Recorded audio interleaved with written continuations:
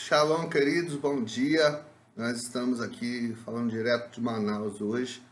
Hoje nós estamos deixando nossa mentoria gravada, porque realmente não está dando, a gente não está dando confiança aqui de marcar no horário devido. Então, hoje eu vou começar um tema novo com vocês. Mas antes do tema, quero já trazer algumas considerações para vocês. Nós vamos estar ainda esse mês de junho começando nossa aula de hebraico. E além da aula de hebraico, nós vamos estar iniciando uma preparação já para tabernáculos. Então fiquem atentos aí, nós vamos estar postando nos grupos, fazendo vídeos. Nós vamos começar uma preparação para tabernáculos e esperando no Senhor que o Senhor venha estar conosco também nesse tempo de grande abundância, qual o Senhor vai derramar sobre o seu povo. Eu quero agradecer a Deus por sua vida, agradecer a Deus por você estar conosco aqui. A gente está aqui falando com a nossa aluna também, nossa irmã Márcia, nosso irmão Robert, em Manaus. E nós estamos muito felizes aqui ter esse dias de muita movimentação, muita correria. Por isso eu não vou, de certa forma, considerar e organizar diretamente a aula online, ao vivo. Mas vamos passar essa aula para você. É um tema muito importante que a gente vai começar a tratar com relação à liderança. Na verdade, se houvesse algum tema específico, né? Eu gostaria de falar muito sobre maturidade de um líder. Você vai botando suas considerações aí, suas perguntas.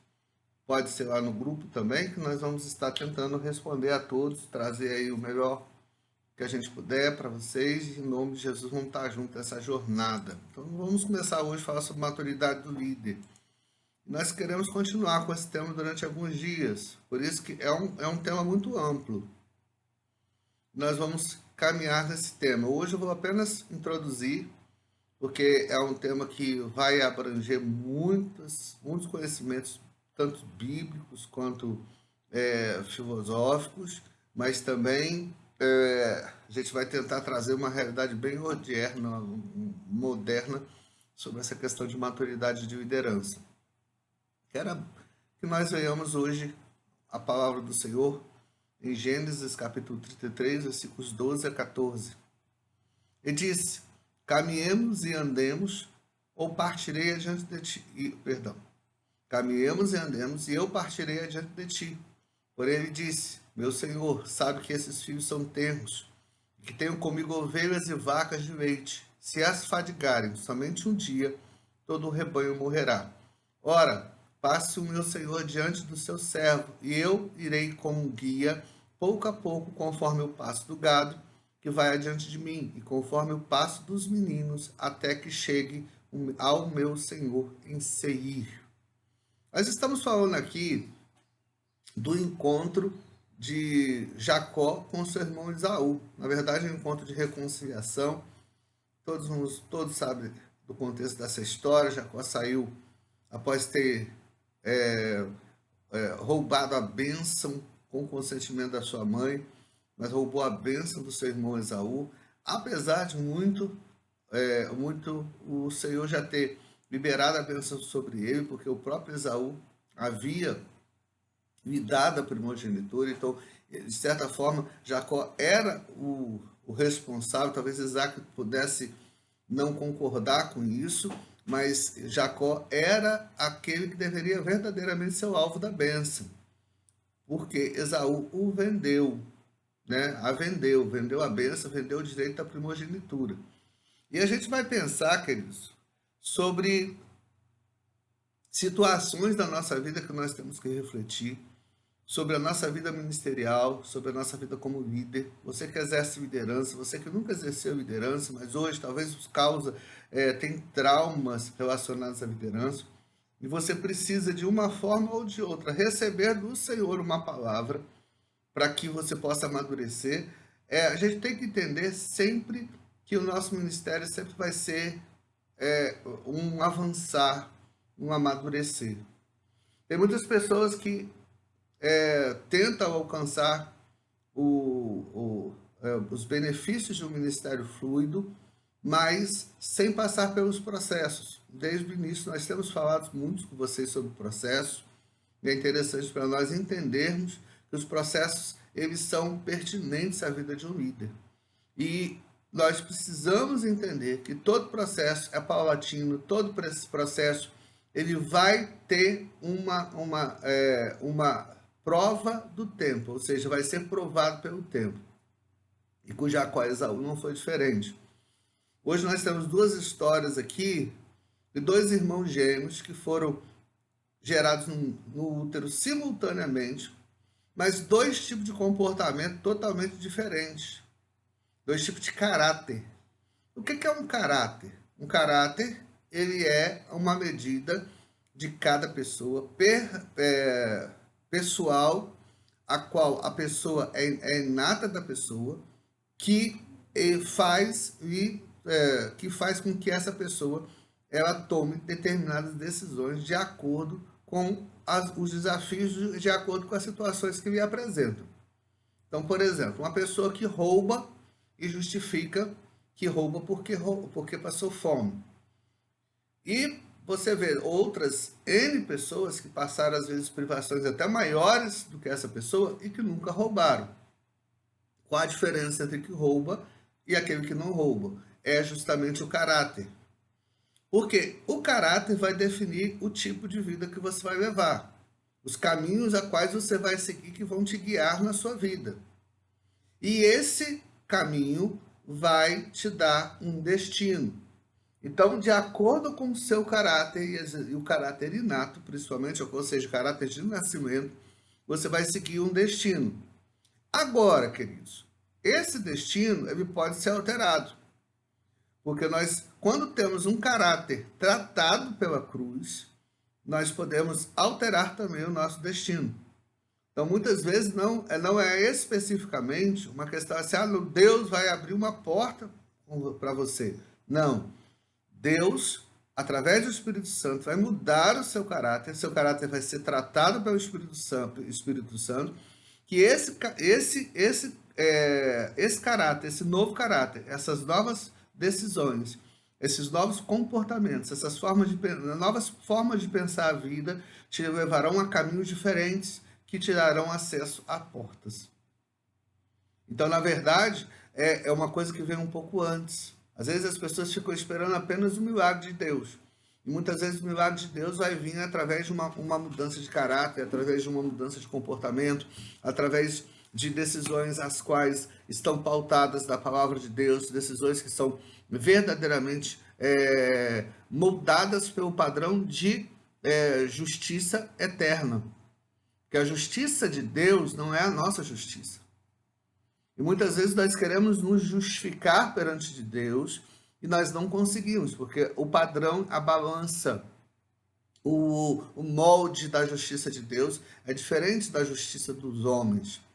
Por isso nós precisamos entender e olhar como parâmetro uma situação de vida a qual o nosso caráter vai ser moldado moldado pelo Espírito Santo, para que nós possamos mudar também o nosso destino. Tem muitas pessoas que elas estão na igreja, elas estão dentro do corpo de Cristo, mas elas não estão acessíveis ao Espírito Santo para que ele mude seu caráter. Eu falo para você uma letra hebraica, a qual ela traz essa revelação, é o Shin. O Shin é como se fosse um W, tá certo? E ele fala sobre rendição, porque é a posição do homem rendido. O Shin é essa letra, parece um W, a cabeça, os dois braços, é a posição do homem e da mulher rendida ao Senhor. E isso é quebrantamento. A palavra do Senhor em Salmo 51 diz que ao coração quebrantado e contrito não resiste o Senhor teu Deus. Ou seja, queridos, quando fala que não resiste, é porque Deus, ele não se dobra a nós, mas ele não nos faz oposição. E o segredo de não fazer oposição é nós mantermos o coração quebrantado. E o que é quebrantar? Que quebrantamento? O que é estar quebrantado? Muitas vezes pensa que aquela pessoa quebrantada é aquela pessoa que se chora, que se derrama diante dos cultos, diante da adoração. Isso não é quebrantamento. Quebrantamento, queridos, é uma rendição. E o que é rendição? É você dizer, Senhor, é com o Senhor. Eu não quero fazer força. O Senhor faça a sua vontade, plena e total. Que seja o Senhor da minha vida, e a partir de hoje eu sigo, eu tenho um caráter moldado à tua decisão. E isso aí que é o mais importante. Porque nós vivemos uma vida de muito imediatismo. Foi o que aconteceu com Esaú, perdão. Esaú viveu uma vida de imediatismo, onde ele deixa a carne falar mais alto do que o Espírito Santo. Então, tudo que a pessoa vive, e hoje é muito comum que nós estamos vivendo essa vida de imediatismo, de prontidão, tudo tem que estar pronto, tudo tem que estar à mão, tudo tem que estar relacionado ao que nós entendemos, comparando. Deus tem que fazer a nossa vontade. Nós nos relacionamos muito mais com a mão de Deus do que com a mente de Deus, ou seja, nós sempre estamos esperando o que Deus pode nos dar e não o que Deus pensa sobre nós. E com isso, por conta desse imediatismo, Esaú troca o seu direito de primogenitura por um prato de sopa de lentilha. O que acontece, amados?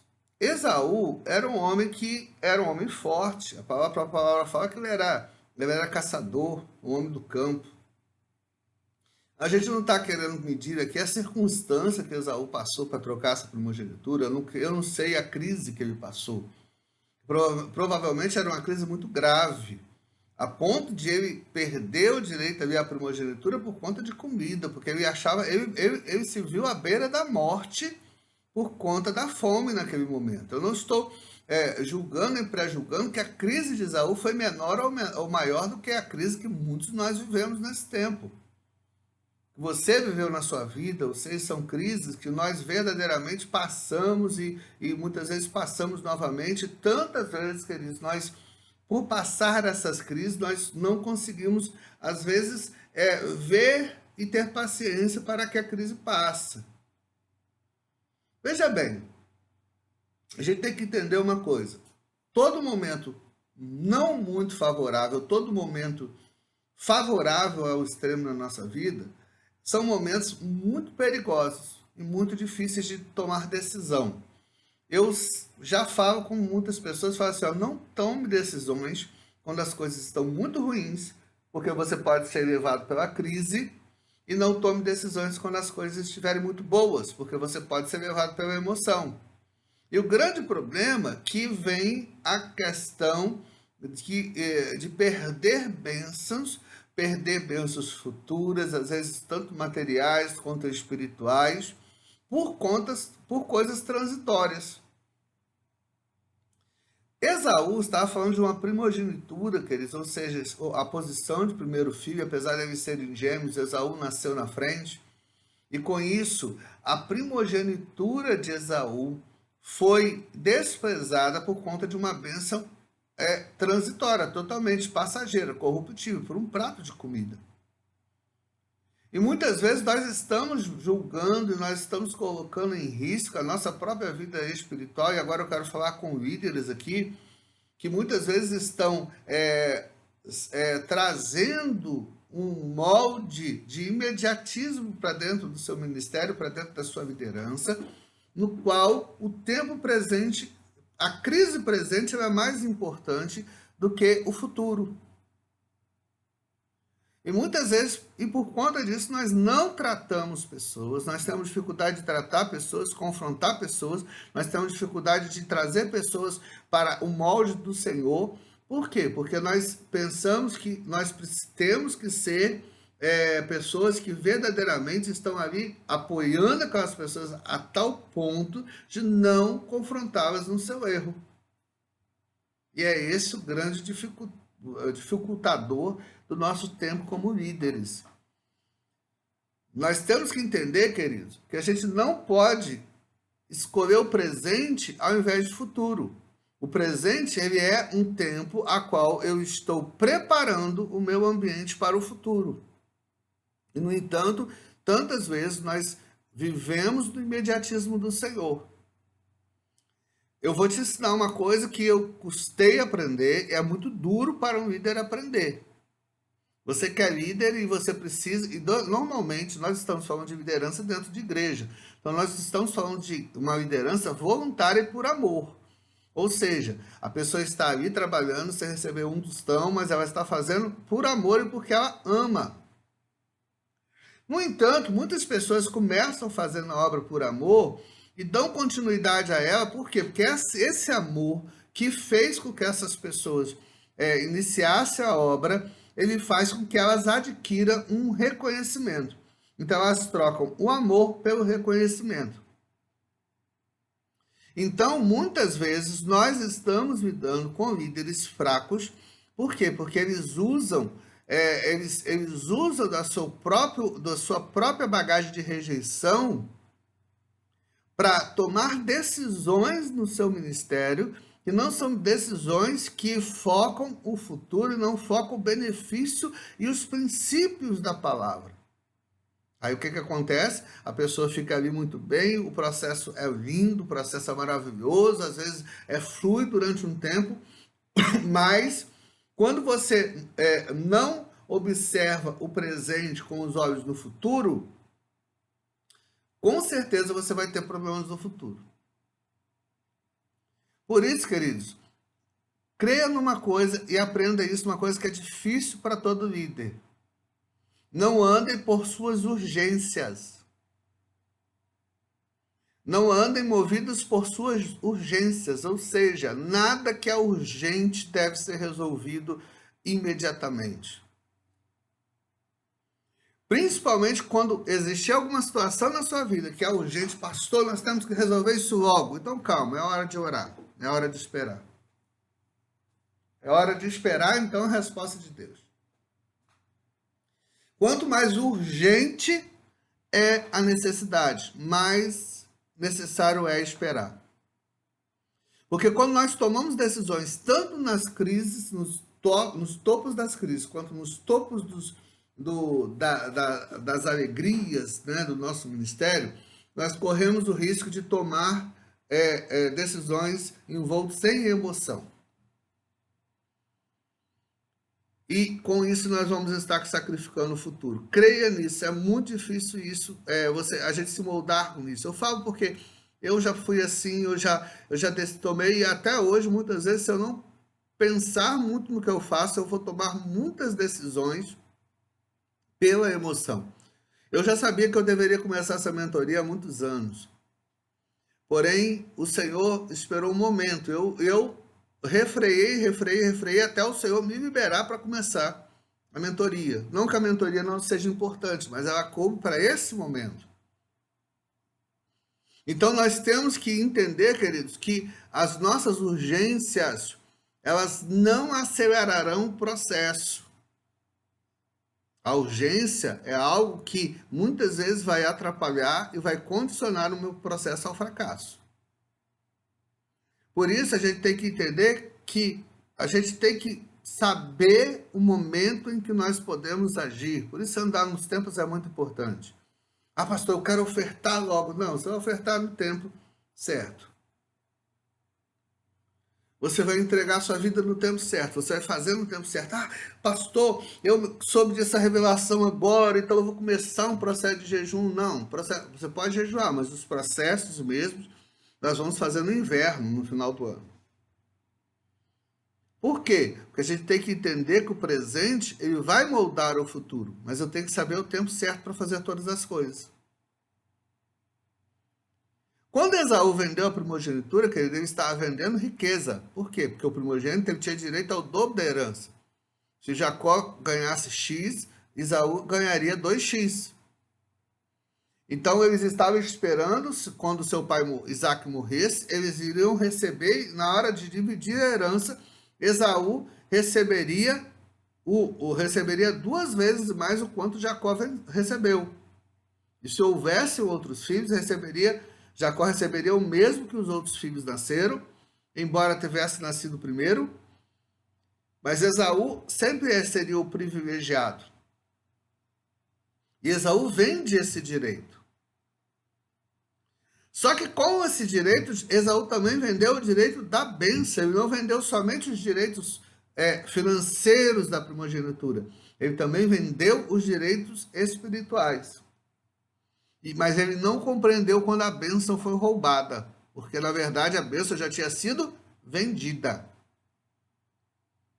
Porque não se pode desvincular uma coisa de outra. As bênçãos financeiras, eu não estou falando só de dinheiro, estou falando de bênçãos materiais. Elas também estão relacionadas ao ministério fluido. Eu não estou falando aqui, se você passar por uma dificuldade, seu ministério não é fluido. Eu não estou falando aqui, se você tiver um ministério fluido, você não vai ter dificuldades.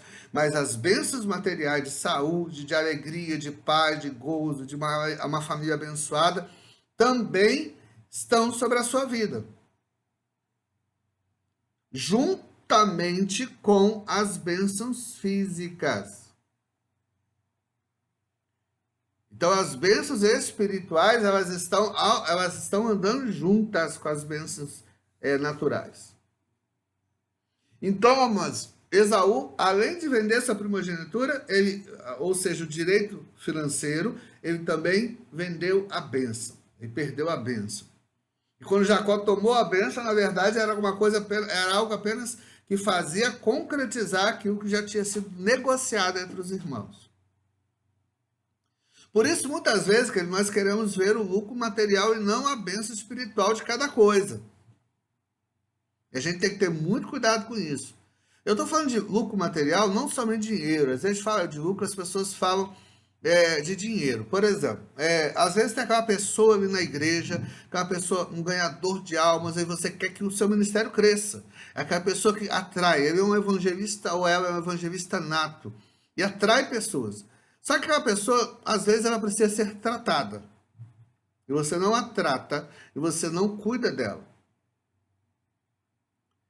Então, o que acontece? Mas pela necessidade do crescimento da obra, ou seja, por uma necessidade presente, você coloca essa pessoa em lugar de honra, para que essa pessoa, mesmo não tratada, ela avance no reino ali, porque o seu interesse é o reino.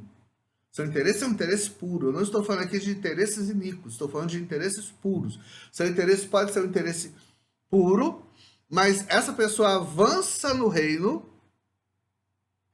e por ela avançar no reino sem ser tratada, acontece dela perder a direção em determinado momento e causar um grande prejuízo para tudo aquilo que se construiu, por não ser tratada.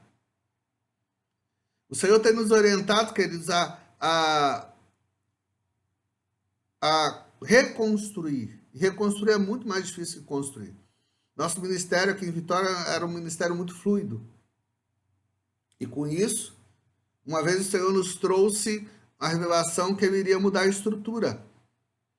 Quando o Senhor falou que iria mudar a estrutura, nós pensamos que a estrutura seria... não, o Senhor vai derrubar essa casa aqui, vamos comprar, vamos alugar um galpão, logo daqui a pouco nós vamos estar no galpão. Na verdade, quando o Senhor falou que ia mudar a estrutura, Deus tirou, foi muita gente. E nós tivemos que fazer um restart do nosso ministério. Só que com uma outra programação, uma outra mentalidade. Entendendo que o final da coisa ele é mais interessante que o início. Os finais das coisas são mais interessantes que o início. Por isso, eu tenho que entender qual é o processo do início. Eu nunca posso pensar só no final. Lógico que nós somos todos visionários. Nós vamos olhar e falar assim, eu quero esse objetivo. Sim, esse é o objetivo.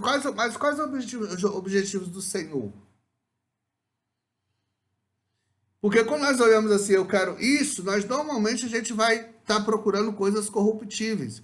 E a gente muitas vezes troca coisas incorruptíveis por coisas corruptíveis. Eu vou contar uma coisa para vocês aqui que eu já devo talvez até ter contado. Eu estava no nosso ministério, numa aula, e eu estava orando muito fortemente por um avivamento. Eu pedi um avivamento mesmo, sobrenatural no nosso ministério. E querendo ou não querendo, a gente sempre pensa assim, não, vai vir uns ônibus, caravanas aqui para a porta da igreja, para buscar cura, para buscar algo de Deus, poder de Deus, e vai haver um crescimento da obra. A gente sempre pensa no crescimento da obra. Por quê? Pastor, porque você é ganancioso? Não, porque a gente ama a obra. E um dia eu estava numa aula de escola bíblica dominical, eu estava sentado no primeiro banco e o senhor falou comigo: Você quer avivamento? Eu falei assim: Quero. Quer para quê? Para a sua igreja encher, para você ter caravana, para o seu nome ser reconhecido, para o ministério ser soprado pelo mundo, aí o nome do ministério ser soprado pelo mundo. E o senhor me fez repensar até o que eu estava buscando. O avivamento é primordial, pastor. Precisa ter um avivamento. Eu creio no avivamento, queridos. Imagina uma pessoa que crê no avivamento, crê no poder de Deus, crê na graça do Senhor. Porém, amados, a gente tem que saber que o que faz a obra crescer e os parâmetros de crescimento da obra não são os nossos parâmetros naturais. Porque nessa visão de imediatismo, nós sempre vamos prezar sempre as coisas visíveis e esquecer as invisíveis. A gente sempre busca as coroas, mas não entende os processos. A gente entende as coisas que o tempo corrói, mas as eternas não. Às vezes a gente escolhe a sensualidade e não o espiritual. Opta pela carne e não pelo espírito. São esses padrões de imediatismo que nós vemos muitas vezes dentro da igreja, as quais nós temos que pensar e repensar.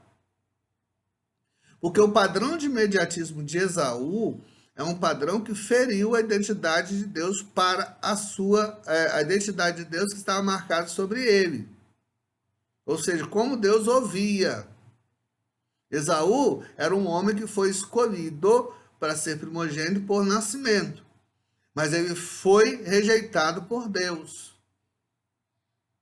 Por quê? Porque ele escolheu tudo que era de imediato. E isso é muito perigoso para o ministério. Eu estou falando aqui com pessoas que ou exerceram o ministério, hoje estão entristecidos, estão paralisados. E eu te peço, avalie o seu ministério. Observe, às vezes nós botamos culpa na igreja, botamos culpa nos líderes, nos pastores, até nas ovelhas. Mas nós esquecemos os nossos erros. E a gente tem que pensar, e eu quero chamar você para repensar o seu erro. Ah, pastor, mas eu queria tanto...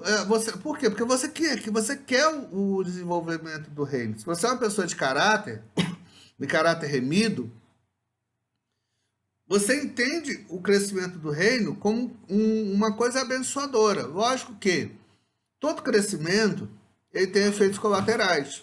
Ou seja, se o reino cresce, muitas coisas vão se desenvolver colateralmente. Isso aí é visível, isso aí é plausível. Não adianta a gente pensar que eu não quero ser imaturo aqui e dizer que é tudo espiritual. Não, se houve um desenvolvimento espiritual dentro do ministério, vai aumentar o número de pessoas, vai aumentar o número de contribuições, as estruturas vão melhorar, que são todos padrões humanos. São todos parâmetros humanos. A gente não pode se negar isso. A gente não pode fingir que a gente não está vendo isso e querer espiritualizar tudo. Não, é só o Senhor, só o Senhor. Não, a gente sabe que as estruturas vão melhorar. Porém, por saber que as estruturas vão melhorar, queridos, nós temos o entendimento que, vendo as estruturas melhorando, nós vamos também que ter a capacidade de manter o parâmetro divino mesmo nessas estruturas. Por isso, queridos, vocês têm que imaginar que esse cerne de maturidade não é um cerne que vai fazer com que você se mova somente dentro das urgências, somente dentro das resoluções imediatas de problemas. Aqui, por exemplo, hoje nós temos a escola, que é a FCOL. A FCOL, ela foi gerada muito antes dela nascer. É o normal de todo o processo. Você gera. Só que nós tínhamos um material ali todo escrito para administração, nós tínhamos nossos esboços tanto em PDF, quanto em PowerPoint, quanto os esboços em Word mesmo, todos bonitinhos. Mas nós não tínhamos a escola. Nós estávamos envoltos maciçamente em atendimento. Só que o nosso processo de tratamento é um processo diferente. Por exemplo, assim, eu não chego para você e vejo que em você existe uma raiz de orfandade, vou orar com você sobre orfandade sem você ter entendimento. A não ser se eu vou fazer um pronto-socorro sobre sua vida. Mas se não é um pronto-socorro, amados do céu, eu vou ter que nos prestar ao entendimento que eu tenho que fazer com que você entenda o processo a qual você está passando antes de orar por você. E com isso nós perdemos muito tempo. E nós perdemos muito tempo em atendimento, porque às vezes um atendimento que você vai lá e ora para uma pessoa, conversa uma meia hora, uma hora que seja, às vezes esse atendimento se voltar para 3 horas, 4 horas, 5 horas. Porque eu tinha que explicar todo o processo para a pessoa. Hoje, tem muitas pessoas que não nos entendem. Acham que a gente está vendendo curso. A gente não está vendendo curso. Pastor, preciso de uma libertação. Então, entra no curso. Está aqui, tem um valor, tem um custo. O Senhor nos ordenou botar um curso, porque um custo também, porque além da estrutura a qual nós temos que manter, o custo, ele justifica o empenho da pessoa. Porque, infelizmente, é uma verdade clássica. E aí que está dentro desse conceito de maturidade. O que nos é grátis, muitas vezes é considerado sem valor. Você vai numa estrutura, por exemplo, de um posto de saúde, é grátis. Você sai de lá com sua medicação, você sai com seu atendimento médico, num pronto atendimento e tudo. E as pessoas, por ser grátis, elas acham que aquilo não custa nada. Mas o custo para manter aquela estrutura é altíssimo, tanto profissionais, quanto medicações, quanto estrutura, quanto manutenção, tudo é altíssimo o custo para manter uma estrutura daquela. E as pessoas desprezam porque acham que não custa nada. Foi o mesmo processo do povo do Egito. Saindo do Egito, o Senhor manda sustento através do maná, da provisão diária, e chega um determinado momento que eles falam assim, olha, estamos com saudade do Egito, porque aqui a gente só tem esse pão vil, ou seja, esse pão como se fosse assim, algo que fosse pequena. Eles estavam vendo, recolhendo, comendo do milagre todos os dias, mas para eles era algo que não representava um valor, porque era grátis. E eles desprezaram aquilo que era grátis. Porém, a escola ela tem esse princípio. Por quê? Tanto de trazer a pessoa um valor para aquilo que ela está recebendo, para ela também valorizar aquilo que ela está usando, tanto para ela poder entender o processo que vai levar à cura. Tem muitos alunos nossos, queridos, que se resolvem sozinhos, daqui a pouco estão libertando outras pessoas, estão curando outras pessoas, estão ajudando muita gente, porque entenderam. Então, dentro desse princípio da escola, a gente sempre busca esse entendimento maior, de não haver um imediatismo no que nós vamos fazer, que nós vamos propor. Se você planta uma semente, essa semente ela tem o tempo de germinação, tem um tempo de crescimento, tem um tempo, a árvore, depois a planta, ela tem o tempo de crescimento dela, ela tem o tempo que ela vai dar o fruto. E tudo na nossa vida é desse jeito. Tudo na nossa vida tem que ter tempo. Nós todos vamos passar pelos processos do tempo.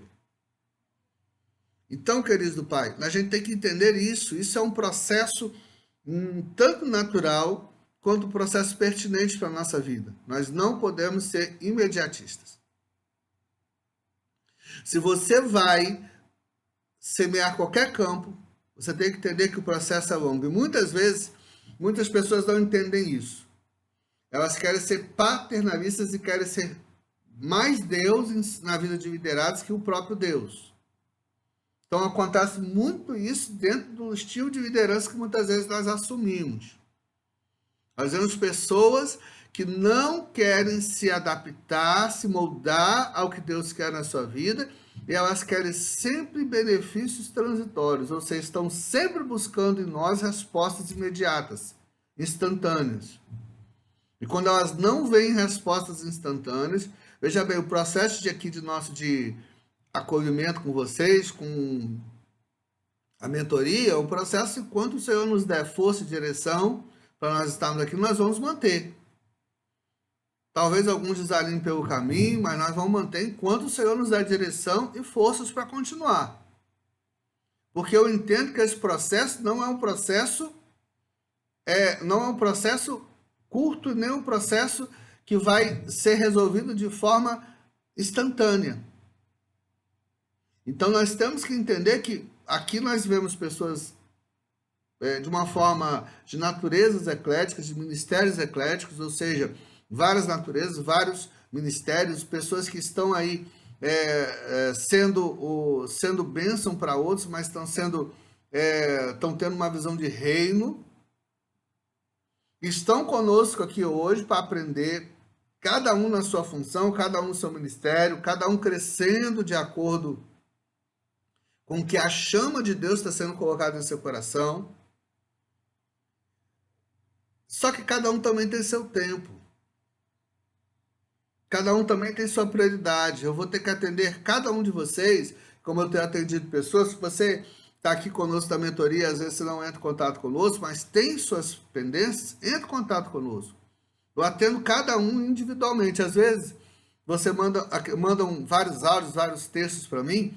Eu, às vezes, até vejo, mas eu espero o tempo para responder, porque eu não quero responder automaticamente, nem mandar uma resposta automática para você. Eu quero responder cada um de acordo com sua prioridade, de acordo com sua necessidade.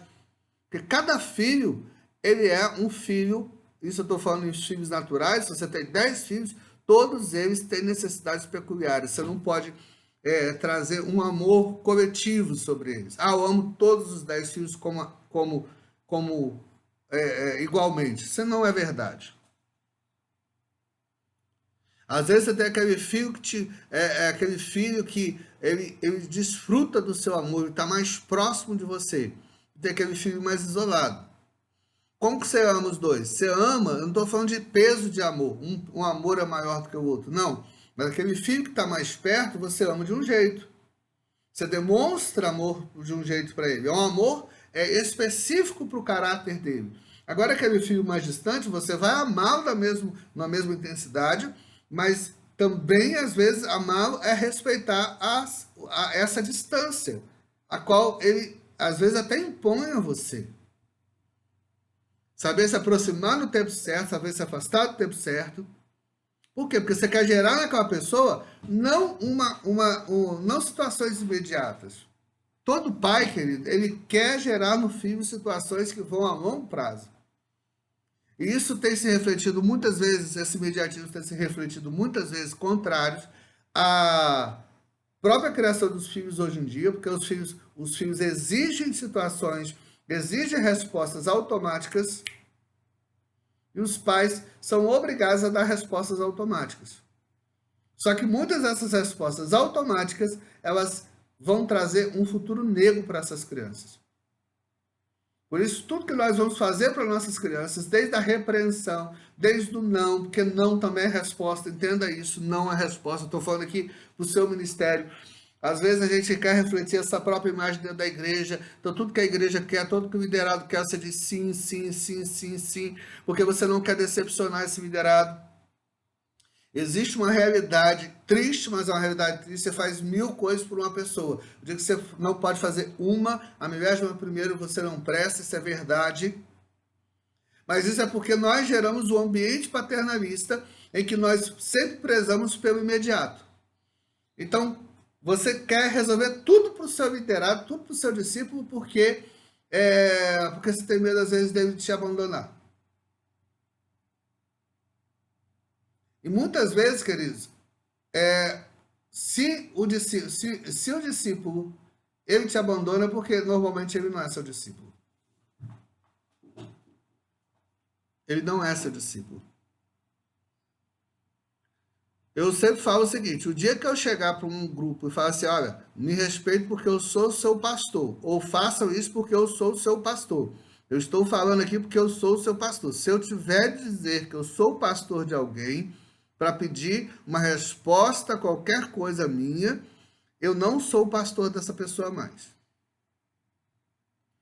Então não adianta eu querer ser um pastor por imposição. Eu tenho que entender e eu tenho que liberar essa pessoa. Falar assim, amada, em nome de Jesus, pode ir, procura o seu lugar, porque você já não é minha liderada, você já não é minha discípulo ou discípulo. Porque A questão da liderança, e nós já falamos aqui, começamos falando isso, nós tratamos de uma liderança por amor. E o interessante é que essa liderança comece por amor e ela continue por amor e se mantenha por amor. Nunca por interesse. Nunca por quem você pode dar para uma pessoa. Se você mantém uma liderança ou mantém um ministério que é sempre proporcionando o melhor, lógico, a gente sempre quer proporcionar o melhor ambiente. Se você tem um filho, você quer proporcionar a melhor comida, o melhor quartinho, tudo de bom para essa criança. Você quer proporcionar o melhor ambiente. Mas ele vai continuar sendo filho com ou sem um ambiente. E muitas vezes nós queremos proporcionar o melhor ambiente, trazer o melhor prestação de cuidado com a pessoa, sem com que a pessoa ela se posicione na vida sua como verdadeiro discípulo. Isto é o erro. Esta é a falha do nosso coração. Porque nós, às vezes, queremos amar demais. Isso não é amor. Isso que é o interesse. Não, é o amor à alma, pastor, o amor à alma. Querido, isso não é amor. O amor corrige.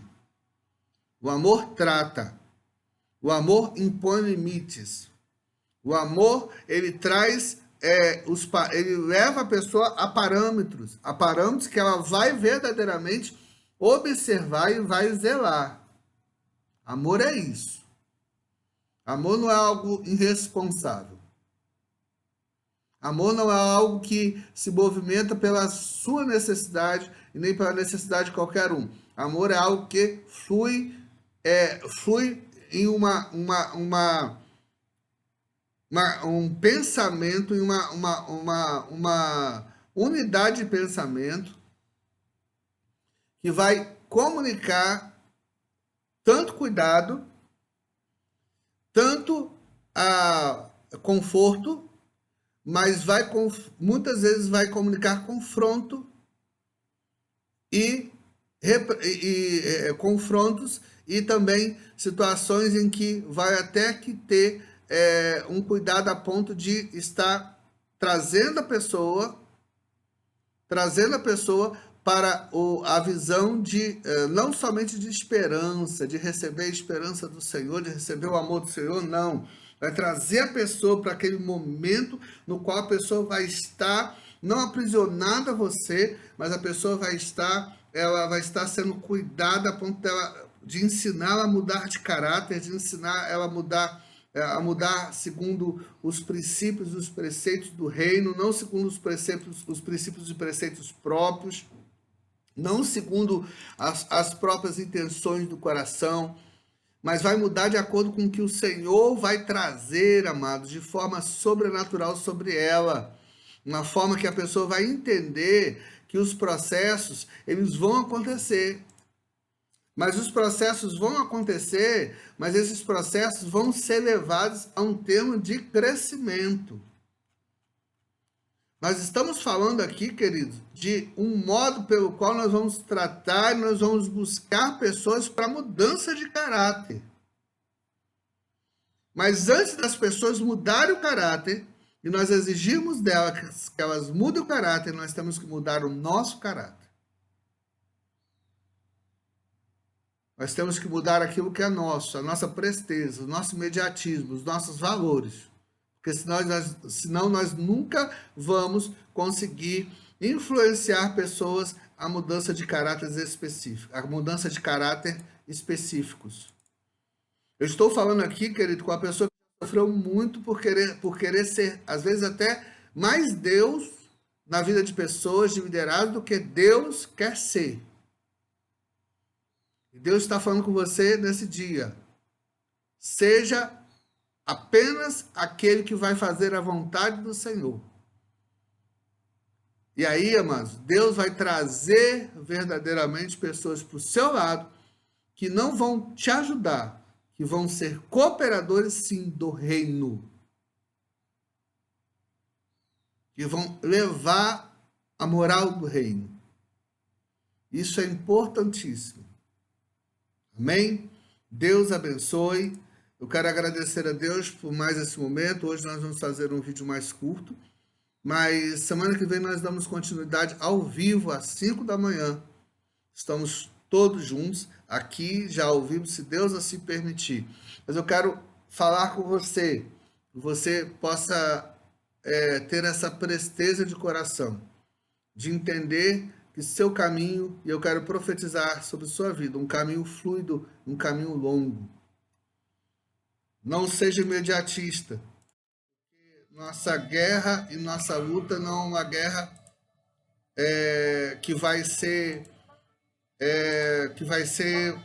uma caminhada. Aliás, nossa caminhada não vai ser uma caminhada que vai acabar cedo. Eu decreto sobre sua vida e chamo sobre sua vida uma caminhada longa e fluida na presença do Senhor. Amém? Vamos fazer oração dos portal do leste, portal da manhã. Você que está assistindo à noite, faça a oração do portal devido, mas eu quero orar junto com você agora e quero abençoar a sua vida em nome de Jesus. Amém. Pai, em nome de Jesus, que nossas orações, pensamentos, sentimentos, motivações passem pela cruz, o sangue de Yeshua, bem como o fogo dos 7 Espíritos de Deus. Nós retiramos das trevas agora todo o direito de distorcer informações contra nós, a igreja, causando confusões e danos. Que nossas orações sejam apagadas da linha do tempo, ecoem trazendo destruição do inimigo. Nada seja roubado e os frutos nós devolvemos ao Senhor. E ativamos agora, Senhor, a unção da primavera. Levantamos o escudo de oração, chamando o renovo que seja trago sobre as nossas vidas, sobre a nossa igreja e tudo sobre nós, sobre tudo nosso. Que todo ciclo maldito seja quebrado e neutralizado. E toda energia e frequência maldita sobre nossa vida seja cancelada. Em nome de Jesus, abençoamos a nossa cidade, a nossa nação. Renovamos ciclos de bênçãos sobre a nossa nação. Senhor, declaramos sobre nós, Senhor, que seja cancelado toda a essência, processamento de sistema, códigos, dados de anticristo. Senhor, caminho neural, celular, genético, feito, Senhor, iniquidade. Estabelecemos em nós um novo e vivo caminho pelo sangue do Cordeiro e a mentalidade de Sião. Senhor, que a nossa alma seja trocada, metamorfoseada, nossas dimensões sejam limpas e reorganizadas, que todo levante jurídico, administrativo, acidentes, problemas de trânsito, quebra de ossos, bala perdida, escassez, contágio, doença, imoralidade, idolatria, feitiçaria, derramamento de sangue, sequestro, sejam proibidos agora em nome de Jesus. Senhor, e toda repetição de ciclo, operação de Cronos e Kairos seja paralisada. Abençoamos as autoridades civis e eclesiásticas, liberamos perdão e nos desligamos e abandonamos e abrimos mão de todo direito de vingança. Senhor, amarramos os tronos malditos e as frequências. Senhor, e toda impregnação na vida de nossa vida, na nossa igreja, na vida dos teus servos, em nome de Jesus. Amém. Que Deus abençoe a todos. Shalom, queridos, e até a próxima. Se Deus quiser, beijo a todos.